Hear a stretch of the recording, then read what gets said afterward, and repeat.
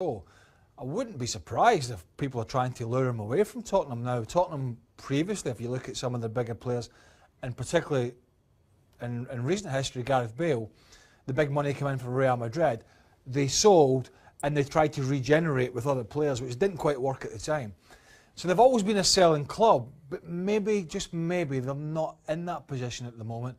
They've got good backing, they've got a new stadium to go to, they've got a good manager, and a particularly good season last season. So I'm not surprised some of the so-called big superpowers who have that money to spend, 100 million plus on one player, I'm not surprised people are sniffing. It's whether Tottenham will sell. And you mentioned Bale, he didn't go to a rival, he went abroad. Yeah. This would be selling to a rival, which ideally you don't really want to do. No, but you know, money talks. Businessmen make business decisions. and look, I would be, if I was Man United and I thought I could get Kane and I've just splashed out for Pogba, I would go again. They have the money. He's proven in the Premier League. He's young. He's got years ahead of him. He's going to almost guarantee you 25 plus goals a year if he's fit. It's a no-brainer. It's whether they can prize Tottenham's prize asset away. The reason for the laughter is there was an article in ESPN FC about 3 days ago, and it started with the kind of, Daniel Levy says he's not for sale, and then it went on to give a figure of, well, around 200 million. The bottom line is every player, every club has got a price. You might have to overpay, though, a lot. Well, everybody's overpaying now. So, you know, we're overpaying for average midfielders, average defenders, 30 players in their 30s. So the money's going to talk. I would sense that this deal's not going to happen because I think Tottenham are in a quite a strong position at the moment and have a Champions League campaign again next year. Well, the other thing would be as well, Manchester United apparently are pretty close to getting Morata. So yeah. Do they need both? I think Morata would be their main one right now, and if they've got plenty of money then. I would say Harry Kane would be... It's unlikely. Unlikely. Okay. ESPNFC.com to keep tabs with all the transfer movement and the speculation over the summer. Matic to Manchester United. This makes sense, Craig Burley, because Michael Carrick's not getting any younger. And I know N'Golo Kante's got a lot of the praise at Chelsea, but for me, Matic was one of their star performers as well last season. Yeah, I mean, I think Kante's performances will kind of, you know, overshadow the good work that Matic did do. I mean, he like everybody at Chelsea, had a poor season the year before, but if you go to 2015, he was probably Mourinho's best player. When Mourinho come back in, they win the league, so he knows him. He knows what he's getting. Look, it's not a signing if it happens that it's going to have United fans, you know, cartwheeling down Sir Bobby Charlton Way outside Manchester United. But needs must, you know, he could play, there's been talk about why does he not play Daley Blind in there, because he can do a job. But I think Matic has proven himself a bit of an enforcer, a bit of a guy who can plug the holes in front. He's big and physical, and if he's at the right price, and we believe Chelsea are in for Bakayoko from Monaco, which could mean he's surplus to requirements, this could make sense. When you look at if he signs, they've already got Lindelof, who's a big, tall, imposing centre-back. They're extending the spine of their team with physicality with Matic as well. Is Mourinho going to try something different next season, do you think? No, not really. I mean, I think he's going to go for power and pace, which is ultimately the modern game. You know, some do it differently. But I think he's going to go for the big, strong, physical players and then try and get the pace out wide and up front. And I think that's how he's going to do it. If you look at Paul Pogba's some specimen of a guy, you know, he's over 6 foot. He's big and strong as well as being a playmaker. So I think he's going to fill his team with a physical presence and a bit of pace out wide to complement that. If you think about Ibrahimovic, he's not there anymore, but how big and physical he was as well. So this Matic signing, and primarily because he knows the player as well, so he knows what he's getting. I think this has got an 8 out of 10 happening. The Europa League last season kind of rescued Manchester United's season. It wasn't very good. It was a 6th place finish. They want to be title contenders. Lindelof signed.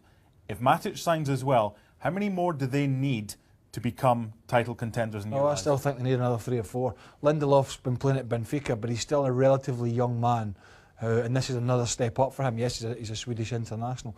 But I still think they need more. They need that striker and maybe a backup to that striker.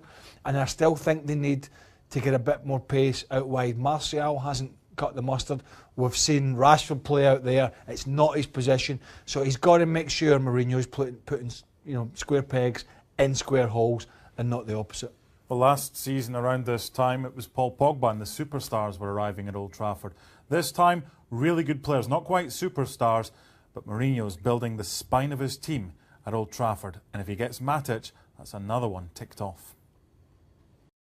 Why? Fabinho overlooked for Matic. Fabinho is younger, has the same tenacity, but more flair. What's the logic? Maybe it's a financial thing. Maybe Monaco want too much money. United actually were linked with him last summer. Yeah, Fabinho. It didn't happen, and maybe Mourinho knows him. Sorry, and Mourinho knows Matic. So don't have a go at me. I'm just saying. That's just simple. Yeah. Yeah. He was actually dropped at the end of the season, Fabinho. So maybe Mourinho's not seen in him this year what he likes. There we It's go. pretty strange when they got to the Champions League semi-final, but maybe he's just moved on. Reaching by saying the future of English football has never looked brighter. goodness What me. a summer it has been for the Three Lions, champions of the Under-20 World Cup, champions of the much prestigious Toulon tournament, and now in the semi-finals as well of the UEFA Under-21 Championships. Get your money on now. No, Qatar 2022. When is it? 5 years away. The problem is getting the youngsters to this stage is relatively easy, but they're just not getting over the next hurdle, or not enough of them getting over the next hurdle in the Premier League because of the money coming into the Premier League. And let's be honest, the bang average foreigners that are being bought into the Premier League, not them all, but some, allied to the average English players or British players that are there, are just not allowing these youngsters to go to that next level. So you can be successful all you want at this point, but if you're not going to get over the next 2 or 3 years regular first-team football, what's the point? I mean, add to that, we've been talking about the golden generation, last 2 generations of English footballers who've not done anything on the international stage. These people have won things, Shaq, now. They've won things at youth level, as Craig Riley points out. And to put things into perspective, I look at West Ham, who have branded themselves as the academy of English football, and now have a young talent like Reece Oxford, 18 years old, going out on loan to Borussia Mönchengladbach, a team that finished 9th in the Bundesliga, left a team that's finished 11th in the Premier League in an effort to get minutes. Now, the big question is, as good as these players have shown in these youth tournaments, will they be given significant playing time with their respective clubs, be it in the Premier League, hopefully, and more times than not, it's in the Championship. I went to London when I was 16, went to Chelsea when I was 16. If I was making that decision now, I would seriously think about going to any biggish Premier League club. I really would. In fact, I don't think I would. I think I'd rather go abroad at 16 or actually stay in Scotland, because the opportunities are just so limited. So it is frustrating for a lot of teams, a lot of countries, when you get your kids to and you bring them through and they're talented kids, but then we're not seeing the end product because there is so much pressure because of the financial implications of the Premier League, in particular, that the coaches don't feel they've got enough leeway to play the youngsters. Why don't more go abroad? Why is it seeming one way? It's continuous. Players seem comfortable in England. Comfort zone. Even as a young player coming through the squads, they earn quite nicely. And why kind of take themselves out of that comfort zone? But why do so many others do it from abroad? I couldn't tell you. All I could probably say is it's a mentality thing. I didn't have any qualms about going abroad to pursue my career, but just kind of interacting with young players, young English players, at a similar stage of their own respective careers, that was not an option for them, and they never considered it, which bemused me. To give you an example, we've got potential signing of Bakayoko at Chelsea, the youngish player from Monaco.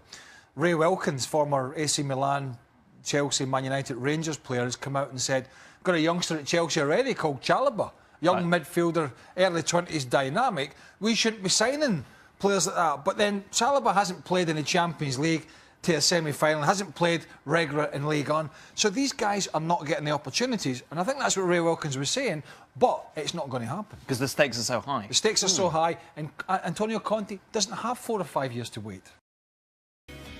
Did Craig or Shaq have agents back in the day? I imagine most of their transfers were done through Telegram or Semaphore.